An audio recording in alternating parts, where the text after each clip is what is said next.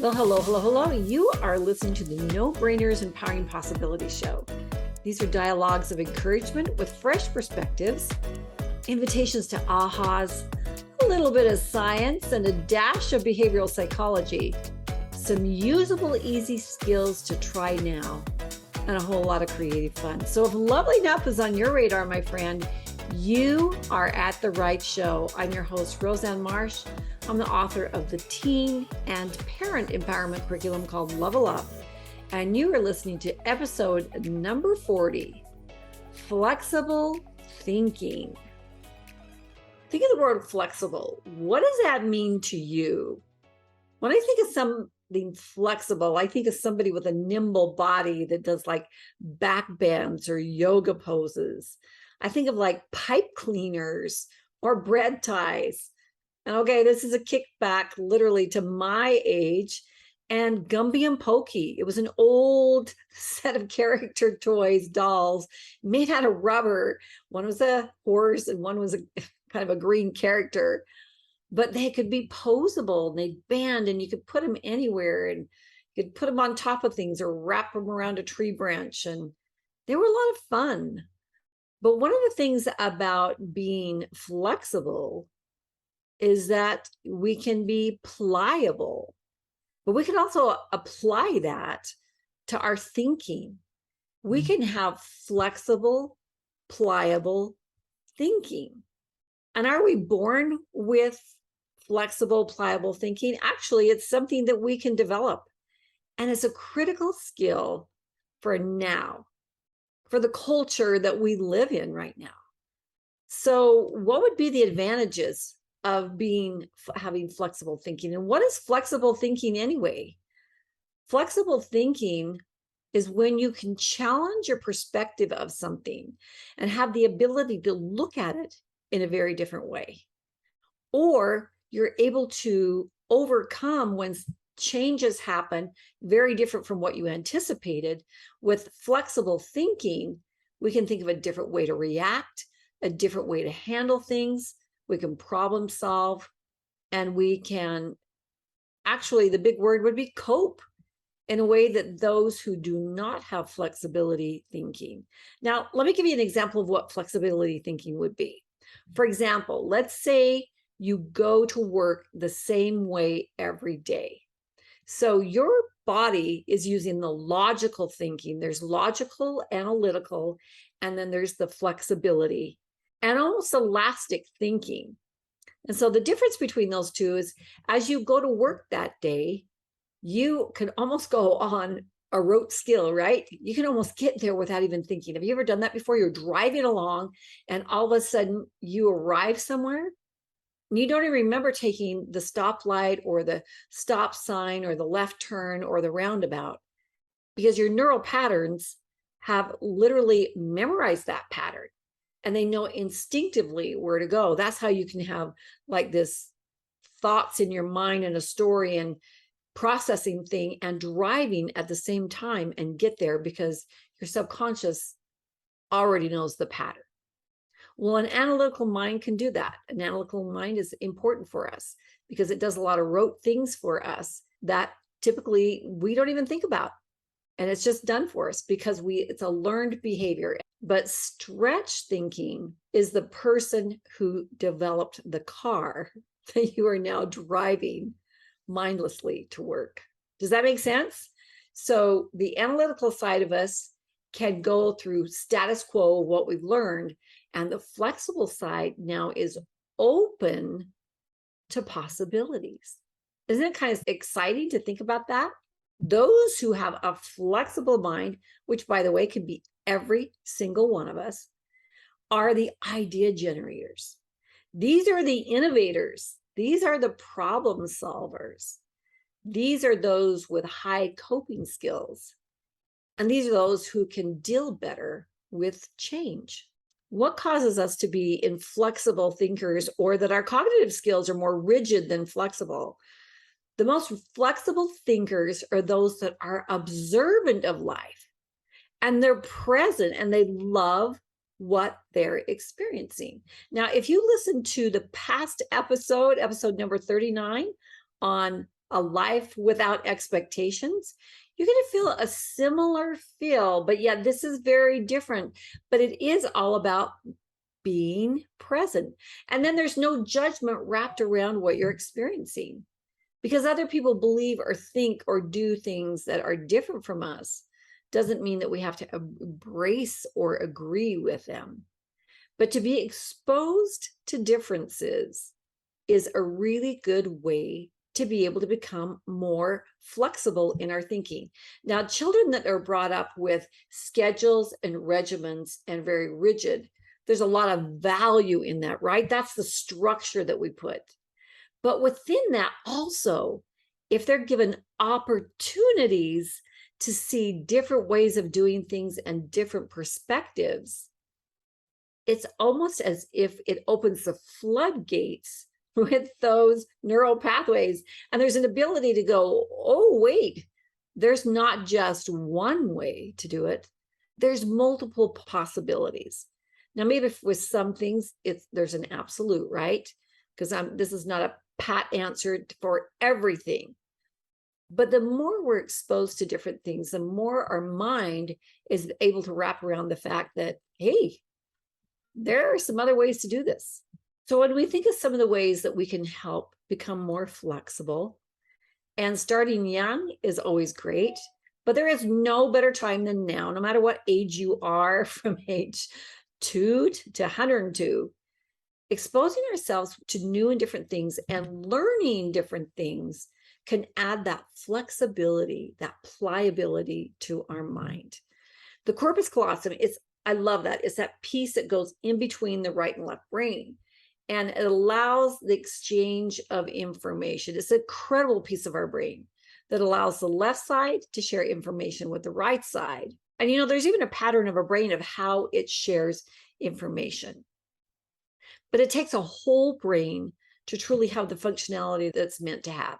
In a way, it feels like a pattern for us, that when there's that flexibility of understanding your culture, your upbringing, and you understand mine, and we find commonalities, we can celebrate those amazing things about what your life experiences can bring, and what your talents can bring, and what you can expose me to. And I find that there's something that I didn't know that existed. I didn't know it was possible. And now you've expanded my mind in a way that I didn't even know I could. So one of the ways that we can become more flexible is to be exposed to more. Now, the corpus callosum, it is a piece that goes right down the middle of the right and the left hemisphere, and it literally divides the right and the left brain. Now, it allows, through a pattern, the exchange of information, but it takes a whole brain truly to become flexible in our thinking. And it takes a whole brain to be able to interpret a pattern of developing the habit of becoming flexible. When my stepchildren were really young, we took a trip back to Niagara Falls. We traveled through Hershey, Pennsylvania. We had a chance to spend some time on an Amish farm. And their ways were very different from ours, with no electricity. Their way of life was very different. Yet there were some very amazing things about what they did and how they chose to live in simplicity. And that opened up my mind to possibilities of, am I complicating my life? What are some pieces and some nuggets that I could take from them? I lived in Italy for 4 years, and that was such an amazing learning experience. And when I moved there, I had to say I had 3 jobs. I was also going to school, and I moved there. And now it was a slower pace. At noon, everything closed, and everybody had their lunch with their families or in the restaurants. And then all the stores closed at 6 o'clock. And I couldn't understand this country. I was like, wait. And then in the summertime, they all go away for a month on vacation. What about productivity? What about sales? What about producing? And I had this American dream mindset of go, go, go. And for the first little while, I just felt very lost in a country that was slower paced, that was built around the passion of life, that was built around appreciating time together. It was about appreciating good food. It was about spending time together. And all of a sudden, I started seeing maybe a better way of life in many respects, or pieces of that I could incorporate into my life. And I never would have known that had I not experienced it and lived it and saw the benefits of it. So there's so many beautiful things that I learned from this country. And think about the different places you've maybe gone. Even in Germany, we stayed on a pig farm, and at night they brought the tractor in, and of course the tread on the tractor tires had all this mud in it. It was spewing mud all over the road. And the farmer would go out with a push broom and he'd clean up the asphalt road in front of his home and make it nice and neat and tidy. Okay, I'd been in rural farms in the United States, and I'd never had a farmer clean up the road that went into his farm. It was the cleanest and tidiest country I had been to. Learned so many amazing things. In Israel, learned amazing things about the foods they had, vegetables, 5 or 6 different dishes that they created that you ate for breakfast, lunch, and dinner. I didn't know that vegetables could be eaten for breakfast. Got a new appreciation for food and the health of food. Now, it's not just going to different countries, it's expanding and learning about different viewpoints. Even when we study the viewpoint of someone else, it's not necessary to prove them wrong, but it's there to understand and open up perspective. So expose ourselves, have experiences, open up variety in our life. Another thing that we can do is learn that failure is part of life. And no, we don't ultimately succeed if we've always fail and never succeed. But if we are afraid to fail, we're afraid to risk. And how small are we playing when we don't risk? I was talking to a friend and I asked about how they set stretch goals, etc. And he said, I set stretch goals in my personal life, but never in my corporate life. I always set a goal that I know I can hit and slay because my raises are based on it, and maybe my promotions are based on it. Now think about that. When we're in a company that bases performance and hitting a goal over innovation and flexible thinking, there's a quantum difference between that. I was trying to think of, what would be a company that I think has flexible thinking? And Apple was one of them I thought of. Can you imagine in their meetings, they probably didn't say, okay, everybody stay safe within the parameters we've set and don't do anything risky. No, they probably said, get out of your wildest dreams. Think of the craziest stuff that we can. What are the new frontiers of ways that people can connect and share information and hold information? And how can we retrieve information? And probably they said, blow the top off of this. Come back with crazy ideas. And they probably had so many crazy ideas. And they probably thought, no, yes. Or maybe, or almost time for that. What a different flavor than let's stay safe, let's stay within these parameters. And this is the way we've always done it. Okay, that's a really big clue. If you say yourself saying, we don't do it that way, or we've always done it this way, that is that analytical side that is kicking in. And to get into that flexible side, it has to be, wow, I didn't think about that before. But now you've opened me up to new horizons. Did you know that there's a thing called confirmation bias? And that's 80% negative bias because our brain system is always using something to see if it passes or fails. We need to see if there's any danger in it. It's trying to keep us safe. But it makes us become negative because it's trying to confirm what we're being exposed to what we believe. So as we search to become more flexible thinkers, we have this confirmation bias that we need to push through or nudge or teach it that, hey, it's okay. Let's look at this without judgment, see how we feel about it, and see if we can allow in some other thoughts and some other directions that could come through.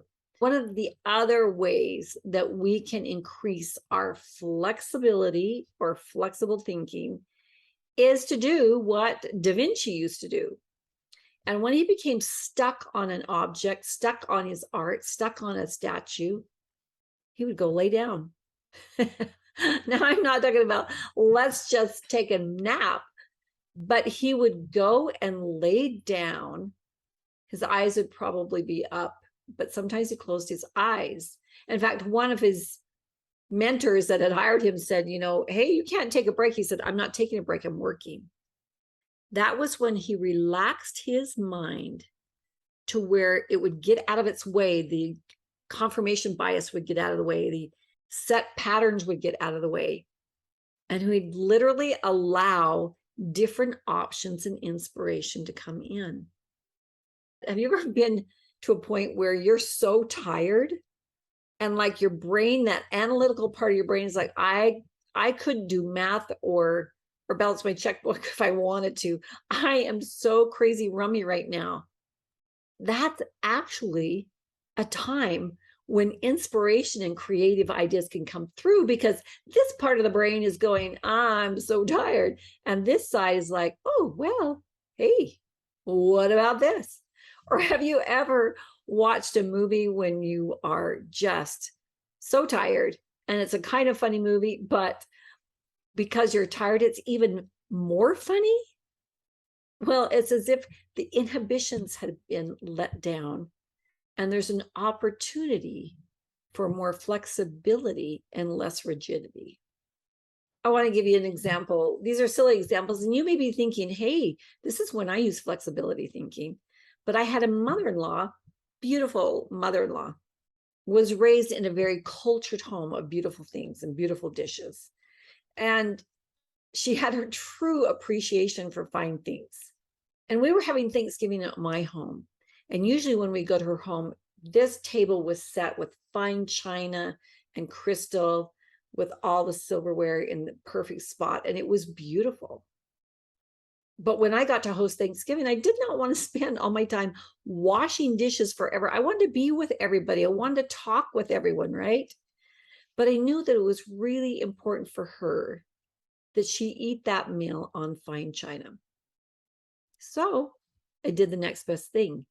I set half of it with a couple of place settings of fine china, and I set half of it with paper plates. I wasn't being disrespectful, but I wanted to use the flexibility of honoring her and honoring me. And in this instant, my mother-in-law laughed. And we spent less time with the dishes, and we spent more time sitting around and talking. But it's also interesting that I did not have the silverware in the right, correct place for the paper plates. I had it in different places. And who says you can't put all the utensils at the top of the plate, right? But I've had people say, oh, no, but etiquette says they have to be placed there. And I always say, so who's etiquette? And who says that etiquette gets to tell me where my fork and my knife go? Does the food taste different if I put them in a different place? I would beg to differ that it doesn't make a difference. And when living in Europe, we held our fork and knife very different than we hold it here in America. But what was so refreshing is there doesn't have to be a right and a wrong. Another area that I felt like we used flexible thinking, we had a women's conference surrounding the theme of the 10 virgins. It was called 10 Virgins, 5 Diversions. And it was going to be a little bit of theater, some motivational speakers, some singers, and really an advantageous day for those women that would come. Well, that was about the time when COVID hit, and we were given the restriction that we could only have 30 people besides those participating in the audience. Well, when you're doing an event, you can realize that that limits your ability to be able to even pay for your venue. So we thought about it, and there were so many women that were excited to be there in person. But then we thought, okay, let's just take this to the next level. We'll take it all online. Now that seems simple answer right now, but back then we weren't doing everything online. But then the magic happened. We were able to pre-record all the acting pieces. We were able to add sound effects and visual effects to the film. And then we were able to reach a broader audience. So the experience they had, even though it wasn't person to person, was a lot more entertaining and a lot more bang to a buck than before. So something that could have closed us down, and we wouldn't have been able to even make our expenses had we had 30 people in the audience.